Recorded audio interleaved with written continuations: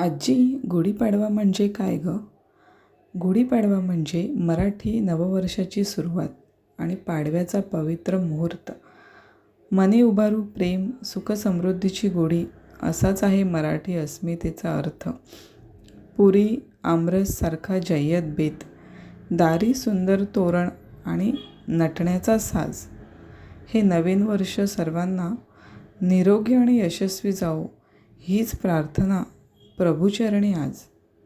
पाडवा म्हणजे चैत्राची चाहूल, नवी पहाट आणि नवविश्वास. गुढीपाडव्याच्या गोड गोड शुभेच्छा देऊन मनी धरू नवीन स्वप्न आणि नवीन आस. माझ्याकडून तुम्हा सर्वांना गुढीपाडव्याच्या खूप खूप शुभेच्छा.